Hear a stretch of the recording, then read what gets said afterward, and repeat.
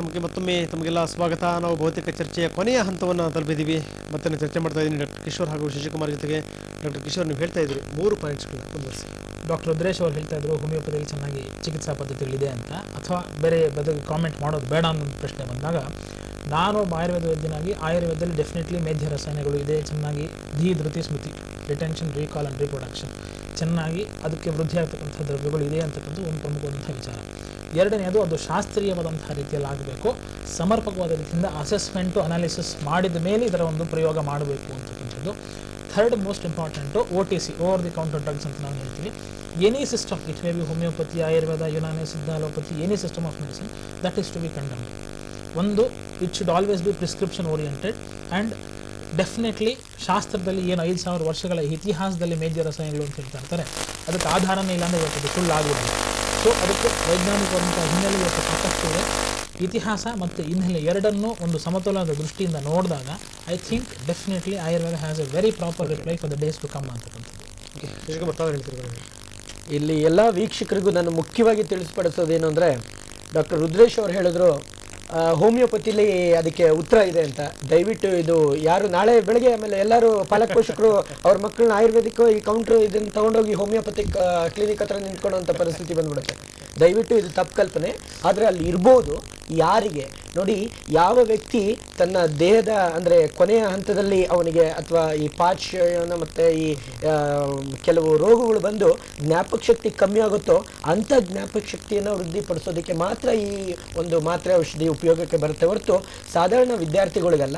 ವಿದ್ಯಾರ್ಥಿಗಳ ಪಾಲಕ ಪೋಷಕರು ಅವ್ರಿಗೆ ಕೊಡ್ತಕ್ಕಂಥ ಮಾರಲ್ ಸಪೋರ್ಟು, ಅವರಿಗೆ ಎಂಕರೇಜ್ ಮಾಡ್ತಕ್ಕಂಥದ್ದು ಮತ್ತು ಟೆಕ್ನಿಕಲ್ ಆಗಿ ಲರ್ನಿಂಗ್ ಸ್ಕಿಲ್ಸು ಏನಿದೆ ಇದನ್ನು ಅವರಿಗೆ ತುಂಬಿಕೊಂಡು ಹೋದರೆ ಕೇವಲ ಎಲ್ಲೋ 1-2% ಮಕ್ಕಳಿಗೆ ಮಾತ್ರ ನಿಜವಾದ ಮೆಡಿಕಲ್ ಅಟೆನ್ಷನ್ ಬೇಕಾಗುತ್ತೆ. ಯಾರು ಡಿಸ್ಲೆಸಿಕ್ ಅಥವಾ ಆಟಿಸ್ಟಿಕ್ ಇರ್ತಾರೋ ಎಲ್ಲ ಮಕ್ಕಳಿಗೆ ಅದರ ಅವಶ್ಯಕತೆ ಇರಲ್ಲ.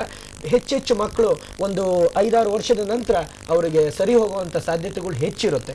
ಆದ್ದರಿಂದ ದಯಮಾಡಿ ಪಾಲಕ ಪೋಷಕರು ತಮ್ಮ ಮಕ್ಕಳ ಕೆಪಾಸಿಟೀಸು, ಇತರೆ ಜಾಗಗಳ ಅಭಿವೃದ್ಧಿ ಬಗ್ಗೆ ಚಿಂತನೆ ಮಾಡಬೇಕೇ ಹೊರತು ಯಾವುದೇ ಮೆಡಿಕಲ್ ಸ್ಟೋರಿಗಾಗಲಿ ಯಾವುದೇ ಕ್ಲಿನಿಕ್ ಆಗಲಿ ಪ್ರಥಮ ಹಂತದಲ್ಲ, ಕೊನೆಯ ಹಂತ ಯಾವುದೂ ಆಗದೆ ಕೊನೆಯ ಹಂತದಲ್ಲಿ ಇನ್ನೇನೂ ದಿಕ್ಕು ದೆಸೆ ಇಲ್ಲ ಈ ಮಗುಗೆ ನಮ್ಮ ಒಂದು ಜೀವನದಲ್ಲಿ ಅನ್ನುವಂಥ ಪದ್ಧತಿ ಬಂದಾಗ ನಿಜವಾದ ವೈದ್ಯಕೀಯ ಸಲಹೆ ತಗೊಂಡು ಆನಂತರ ಇಂಥ ಒಂದು ವಿಷಯಕ್ಕೆ ಮುಂದೆ ಹೋಗೋದು ತುಂಬ ಸೂಕ್ತ ಅನ್ನುವಂಥ ಒಂದು ಅಭಿಪ್ರಾಯ ನಂದಾಗಿದೆ. ಓಕೆ ಡಾಕ್ಟರ್ ಕಿಶೋರ್ ಹಾಗೂ ಶಶಿಕುಮಾರ್, ಇಲ್ಲಿ ತನಕ ಬಂದ್ಬಿಟ್ಟು ಸಾಕಷ್ಟು ವಿಚಾರಗಳ ಬಗ್ಗೆ ನಾವು ಚರ್ಚೆ ಮಾಡಿದ್ವಿ.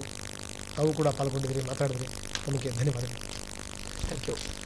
ಸೊ ವೈದ್ಯರ ಜೊತೆಗೆ ಮಾತಾಡಿದ್ವಿ, ತಜ್ಞರ ಜೊತೆಗೆ ಮಾತಾಡಿದ್ವಿ. ನಿಮಗೇನು ಅನ್ನಿಸ್ತು? ಯಾಕಂದರೆ ಎಲ್ಲ ತಪ್ಪುಗಳಿಗೂ ತಂದೆ ತಾಯಿಗಳೇ ಕಾರಣ ಅಂತ ಹೇಳೋದು ತಪ್ಪಾಗುತ್ತೇನೋ, ಆದರೆ ಹೇಳಲೇಬೇಕು. ಖಂಡಿತವಾಗಲೂ ಆ ತಪ್ಪಿನಲ್ಲಿ ಹೆಚ್ಚಿನ ಪಾಲು ನಿಮ್ಮದು. ಯಾಕಂದರೆ ಮಕ್ಕಳುಗಳು ಓದಬೇಕಾದ್ರೆ ಮಕ್ಕಳುಗಳು 2-3 ತಿಂಗಳು ಎಕ್ಸಾಮ್ ಇದ್ದಾಗ ಮಾತ್ರ ಅವು ಸರಿಯಾಗಿ ಬಿಡಬೇಕಾ? ಅದಕ್ಕಿಂತ ಮೊದಲು ನನ್ನ ಕೇಳೋ ಪ್ರಶ್ನೆಗಳು ಇಷ್ಟನೇ. ನೀವು ಎಷ್ಟರ ಮಟ್ಟಿಗೆ ಸರಿ ಇದ್ದೀರಾ? ಆವತ್ತಿನ ಕೆಲಸವನ್ನು ಆವತ್ತೇ ನೀವು ಪೋಷಕರು ಮಾಡ್ಕೊಳ್ತಾ ಇದ್ದೀರಾ? ಮಕ್ಕಳುಗಳು ಹಾಗಾದರೆ ಖಂಡಿತ ಮಾಡ್ಕೊಳ್ತಾರೆ. ಏನಾದರೂ ಓದುವಂಥದ್ದು ಏನಾದರೂ ರೂಢಿ ಮಾಡ್ಕೊಂಡಿದ್ದೀರಾ? ಸ್ವಲ್ಪ ಒಂದು ಇಷ್ಟೊತ್ತು ಸಮಯ ಅನ್ನೋದನ್ನು ನೀವು ಓದಿಗೆ ಸೀಮಿತವಾಗಿಟ್ಕೊಂಡಿರಾ? ಮಕ್ಕಳುಗಳು ಕೂಡ ಖಂಡಿತ ಓದ್ತಾರೆ.